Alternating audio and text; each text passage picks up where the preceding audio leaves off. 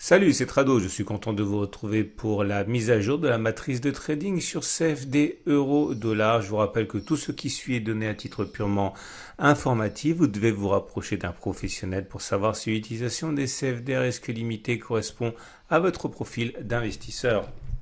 Alors, sans plus tarder, on regarde le graphe de l'euro-dollar en données journalières. Comme vous pouvez le voir, le support d'un 0,790, 1,0764 qui est bien là joue son rôle. Il a mis un petit peu de temps à s'avérer efficace, mais il a bien constitué un support en dessous duquel on n'a pas clôturé il y a 3 jours lors de l'attaque très très puissante qu'il y a eu à l'encontre de l'euro-dollar.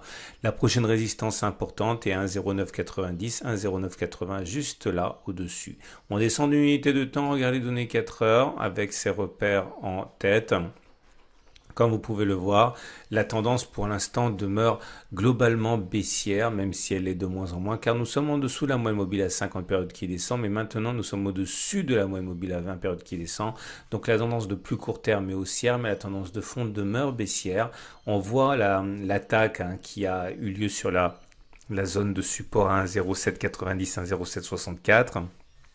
Ceux qui envisagent de basculer dans un trade baissier pour se mettre du côté de la tendance ont deux solutions. La première solution, sans doute seront-ils nombreux à observer un support, un accès de faiblesse sur cette zone des 1,0849, 1,0859. Si un signal se manifeste, eh bien pourquoi pas ne pas envisager pour certains d'initier un trade baissier.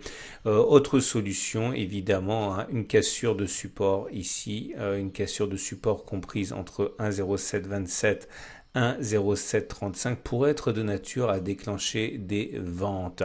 Maintenant, pour ceux qui envisagent plutôt de rentrer à contre-tendance dans le sens de la hausse, eh bien évidemment un signal haussier sur le support des 1,0765 1,0790 pourrait être de nature à rassurer les acheteurs à condition encore une fois qu'un tel signal se manifeste sur la zone de support. On regarde rapidement l'état du consensus client CMC Market pour l'euro-dollar et pour l'instant nous avons un consensus qui s'établit à 51% à l'achat, autrement dit un consensus très équilibré pour l'euro-dollar. Je vous souhaite une très bonne journée, je vous invite à regarder les vidéos présentes en fin d'analyse.